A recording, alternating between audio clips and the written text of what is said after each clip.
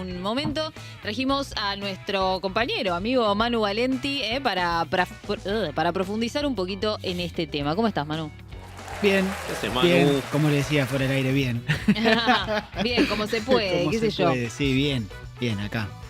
Sí, lo escuchaba justo Tomás al final que mencionó el tema, así que creo que está bueno para engancharlo con lo que venían hablando antes y adaptar lo que pensé, porque está bueno lo que escuchaba antes, porque mi columna tiene que ver más pensar complementariamente con lo que se dijo antes de...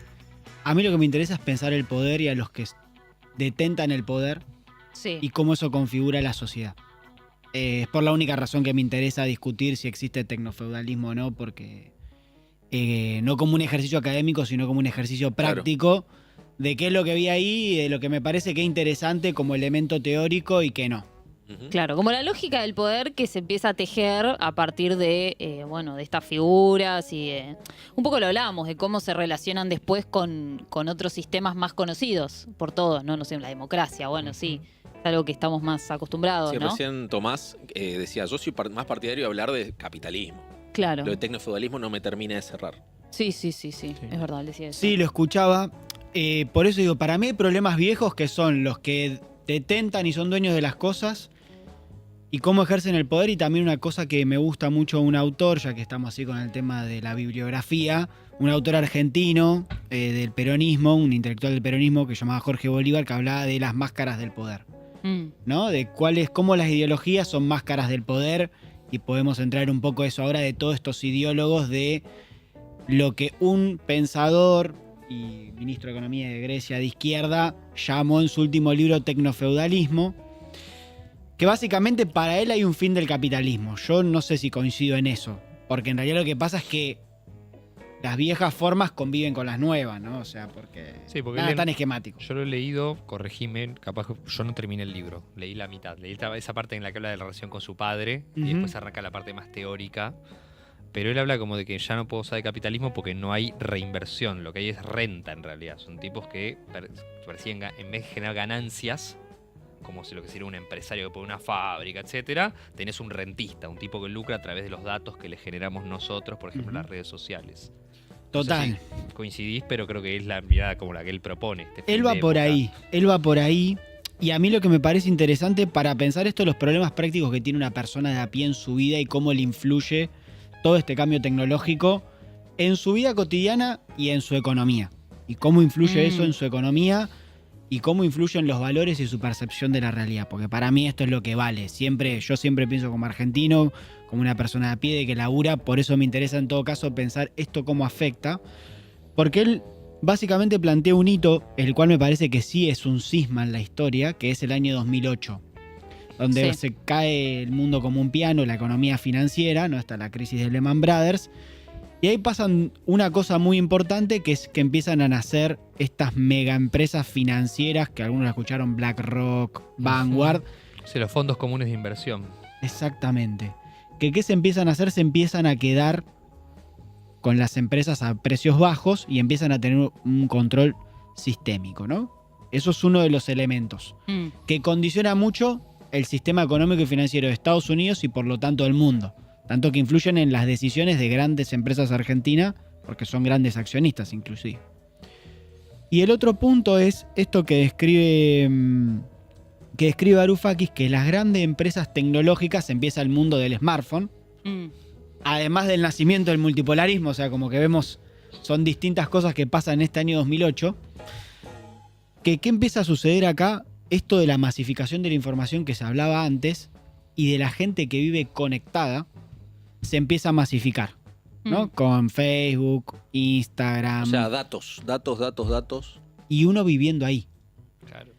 Y uno viviendo ahí adentro, ¿no?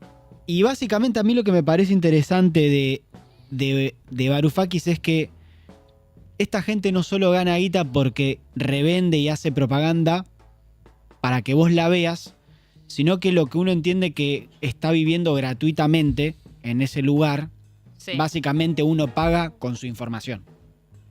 Ajá. Es ese. No pagás Claro. poniendo 2.000 pesos por mes, en el caso argentino, sino que dando tu vida a los tipos. Exactamente. Todo lo que haces en tu vida ellos constantemente lo saben. Y eso tiene un valor. Ese es para mí el punto principal de lo que a mí me parece interesante de Varoufakis Sí. cuando habla, porque en definitiva el cambio tectónico es que ya no solo se produce valor de explotación laboral o demás, sino de que vos vivas adentro de un espacio digital. Qué loco, y porque pienso, no sé, en el siervo de la gleba, ¿no? Que era consciente Ajá. de que vivía en Sí. el ámbito, no le decían feudalismo, pero vivían bajo la égida del señor. Acá somos tan conscientes de que, Sí, estamos de más que estamos en enajenados. esa. Para mí lo interesante de esto es que él pone arriba de la mesa algo que lo que nadie es consciente, lo cual me incluyo yo, que por ahí estás Claro. todo el día en Instagram y aparte tiene cosas en un punto que son positivas porque después vos ves lo que te gusta, te acercan lo que querés mirar. Sí, bueno, ahí está el gancho Eh, también un poco. Claro, ahí está lo que te prende, pero también donde está la parte peligrosa que podemos hablar después.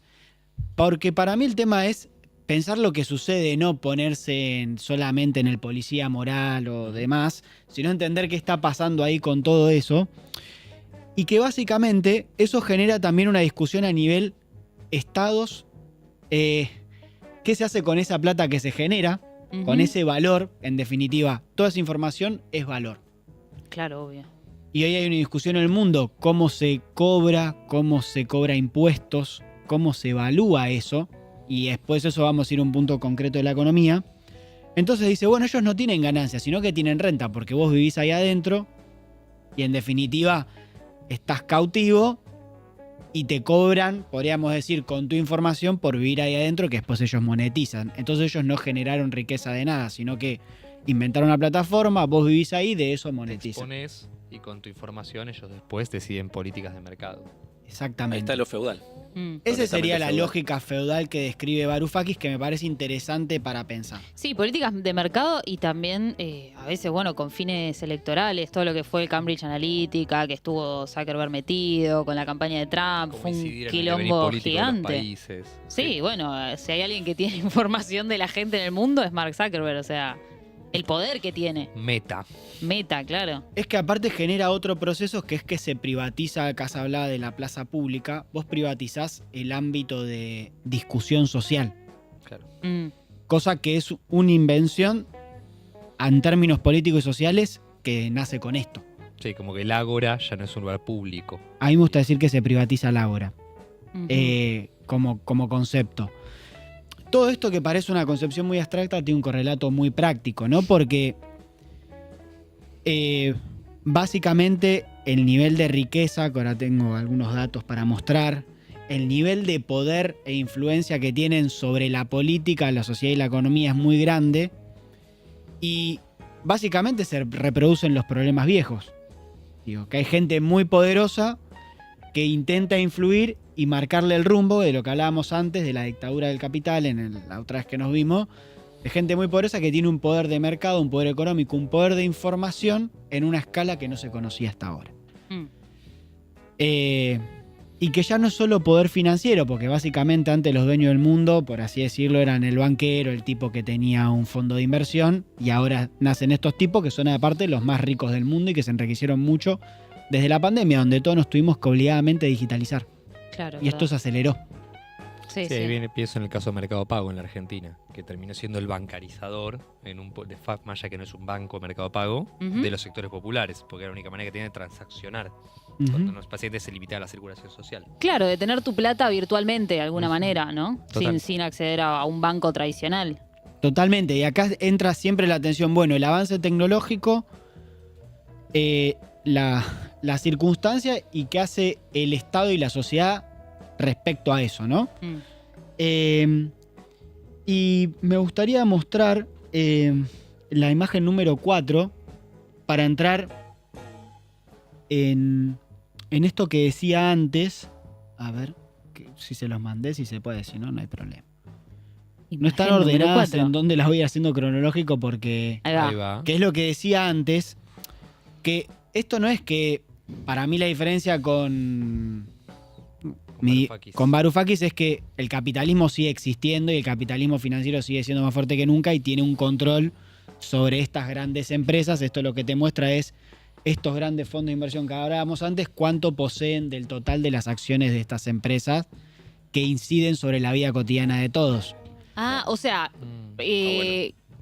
el título es ¿quién es dueño de las grandes tecnológicas? Tenés Todo para Google. mostrar que sabe inglés. Who owns? Yo no Pero- quise leer por la pronunciación, que es un Pero desastre. ¿no? Peter Thiel mata ahí, no. Google, Amazon, Facebook, Apple y Microsoft, ¿no? Entonces, Exacto. todas esas empresas participan accionariamente en las de abajo. Claro. Sí, los principales accionistas son Vanguard, BlackRock y State Ah, Street. es al revés. Es Los de al abajo revés. participan accionariamente de las de Y arriba. meten directores y te votan o no el presupuesto, las Claro, cosas que haces. para ponerlo en términos más sencillos, digamos, las empresas de abajo son las más tradicionales, digamos, que pertenecen a un mundo como Claro. más tradicional fuera de lo tecnológico, pero que en realidad participan de las grandes tecnológicas. Y Que abajo siguen está diciendo. JP Morgan, por ejemplo. Por eso, Claro. bien conocida. Nuestro amigo. Claro. El que nos recomendó salir de los JP. pesos. El que nos Nuestro recomendó amigo- irnos de Argentina. Claro. El kirchnerista JP Morgan, ahora como le están Juventud diciendo Peronista a algún... Morgan. La verdadera Sí, JP. la verdadera JP. Claro.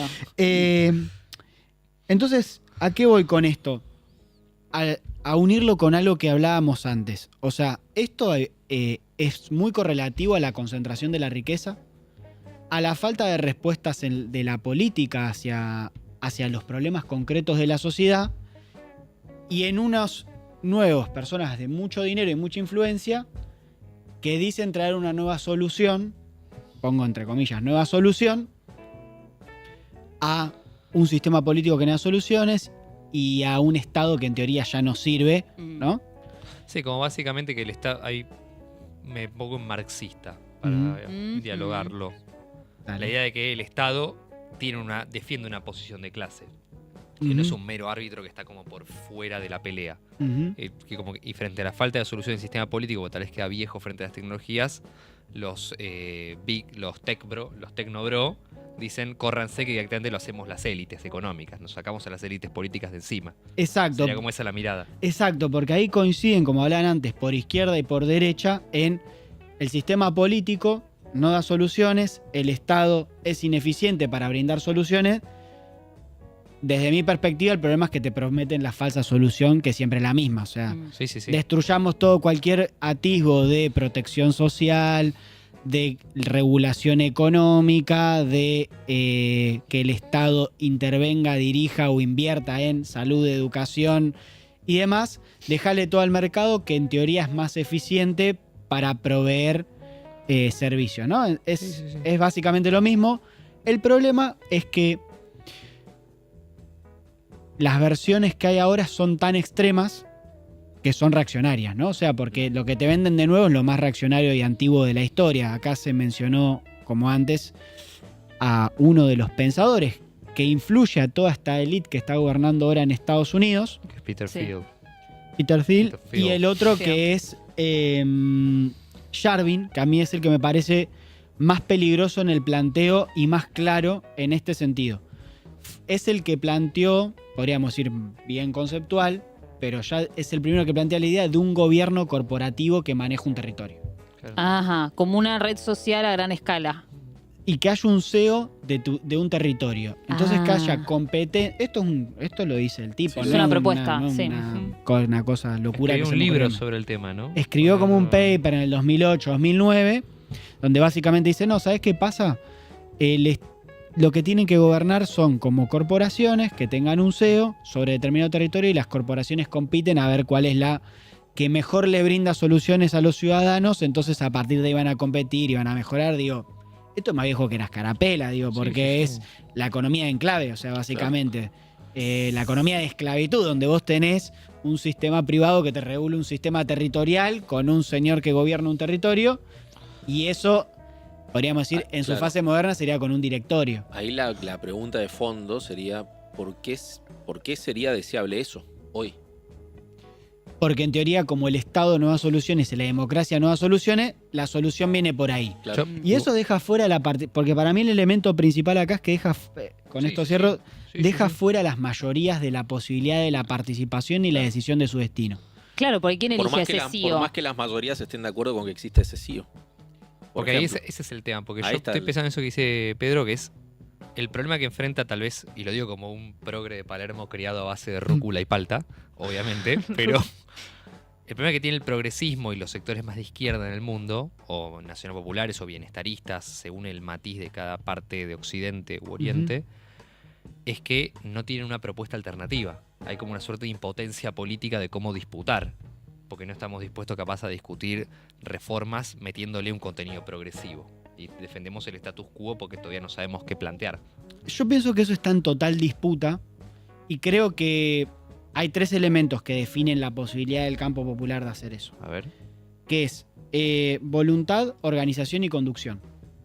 Es decir, una voluntad clara de disputar el poder con un proyecto político, la organización que te permita construir el poder político para hacer eso, en un frente electoral, en una organización política con un plan, y después que tengas conductores de ese proceso. Básicamente lo que uno ve ahora es que el poder económico y los factores de poder lo que buscan es, a través de lo que hicieron siempre, pero con mecanismos tecnológicos modernos, que es difamación y quiebre de la voluntad. Digo, ya lo dicen los chinos hace 2000 años, que la batalla más fácil que ganas es aquel que no tiene voluntad de pelear. Entonces no vinieron a inventar nada. Lo que hoy es que los viejos problemas se reeditan con cambios tecnológicos. No, sí, eso lo Y entiendo. después la organización, que es la división de la sociedad y de la organización política, y después obviamente la estigmatización y difamación y persecución de líderes políticos. Entonces, ¿qué te hacen? No te dejan alternativa. Entonces te dicen, la única salida es volver a algo más parecido a una ilustración autoritaria, donde vos tenés en teoría gente ignorante que no puede decir por sí misma, entonces hagamos un CEO de gente notable y rica que califica para dirigirnos a todos. No, viejo, que bueno, la pela. hay algo igual, lo pienso en el caso de Javier Milei. Digo, él lleva adelante como él gana criticando al Estado, diciendo el Estado no sirve y demás, pero después cómo él materializa todas estas cosas, cómo él lleva a cabo su poderío, es a través de la democracia. Digo, él fue elegido democráticamente. Digo, como que se cruzan estos dos mundos de usar el aparato del Estado para criticar al Estado, ¿no? No sé si se termina de entender lo que digo. Perfecto. Como que él desde adentro viene como a romper todo, pero igual no tanto, porque él sigue usando a la democracia, al capitalismo, al Estado, para gobernar, ¿no? Sin embargo, él es como el que lleva adelante todo este universo de ideas, ¿no? Más de Tecnobros o más todo esto que estamos discutiendo en el programa, pero a la vez es como medio contradictorio en sí mismo, ¿no? Porque el tipo es presidente, tradicionalmente dice, presidente. Tuiteo como ciudadano, no como presidente. Claro, como que él construye esa división que termina siendo ficticia. Sí, para mí es parte de las mentiras. Digo, toda mentira y toda máscara del poder tiene su verdad en la cual se justifica. Que hay problemas en el Estado que se parece más a un Estado de una sociedad del siglo XX que del siglo XXI, es verdad. Claro. Que tenés un sistema político que fue, esto lo dijo Cristina en el 2016 en Europa, o sea, tenemos un sistema que está pensado a la luz de la Revolución Francesa, no de la sociedad del siglo XXI. Entonces no tenés los sistemas de... Lo que no está pensando esa elite es cómo moderniza la participación popular, sino cómo construye un sistema a base de problemas que existen, quiere volver para atrás. A todo lo que se conquistó, sí, y te voy hacia este punto del punto falso de, ¿sabes qué? Lo que decía ella, una supuesta contradicción entre capital y Estado. Que es lo que vos me decías antes. Al principio.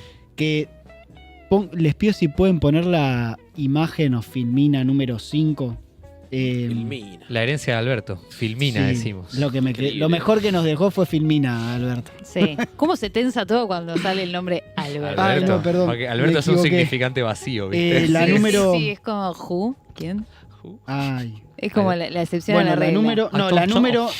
I don't know. La número 1. La número 1. Perdón. Leí mal yo el... Porque acá está la falsa dicotomía entre Estado y capital. ¿Por qué? Porque todos estos tipos que dicen el Estado no sirve para nada, hay que minimizarlo, voy a destruirlo por dentro, tanto Milei como ellos, Thiel fue el más claro. Estados Unidos tiene una confrontación con China por la disputa económica, geopolítica y tecnológica desde principios del siglo XXI, viene de Bush para adelante como mínimo. Entonces, el problema principal de la élite política es cómo va hacia la disputa geopolítica con Estados Unidos y el sector tecnológico y energético son como clave, como siempre en una disputa de poder. ¿Y qué le dicen los tecnobros? Le dicen, tranqui, vos liberame el mercado, que le dice Thiel, yo soluciono todo y le ganamos con inteligencia artificial a Estados Unidos. Pero ¿sabes qué? Yo necesito que vos con todos los países que ahora vos le subiste los impuestos incluyas dentro de la negociación que no le cobren impuestos a mis empresas en tu país. Ok. Claro. Entonces, Le bajan impuestos. ¿qué La hizo? exención impositiva. Claro, entonces es... Régimen de Tierra del Fuego, pero allá. Claro, entonces es Canadá que puso un impuesto a los servicios digitales de empresas de gran tamaño, básicamente en las norteamericanas. ¿Cuál fue uno de los principales puntos de negociación de Estados Unidos con Canadá para la renegociación de los aranceles? Que acá Bájame está, estos impuestos. que fue lo que salió en el comunicado, que dijo el gobierno de Canadá está haciendo negociaciones de la Alianza Económica y Seguridad con Estados Unidos. Entonces, para mostrar buena letra, vamos a derogar la ley de servicios digitales que le cobraba el 3% de las ganancias, a lo que vuelvo al principio, de la ganancia generada por lo que consumen los usuarios canadienses en sus redes sociales en el territorio canadiense. Claro. Mira vos. No, me quedé. Ministro Champagne, dice abajo. ¿Cómo dice? Porque se llama Champagne el ministro. No, mira, así, Ministro es Champagne. así es la economía de champagne. Siento que Franz Philipp es el nombre más Champagne. menemista posible. Ministro Sí, Champagne, sí, me sí, parece. sí. Es muy bueno. Perdón por la digresión. No, pero- No, está muy bien, está muy bien. Manu, gracias. A ustedes. Gracias por venir. Bueno. Nada, profundizamos en este tema. Sí, Sí, Me gusta. no, fue un día de debates. Sí, un día de debate es muy interesante y yo Un día me, de verdades. sí, y yo me propongo seguir leyendo más de todos estos autores que han nombrado con unos apellidos bárbaros para pronunciar muy buenos. Vamos a una pequeña tanda y volvemos con lo último de Zona de Giro.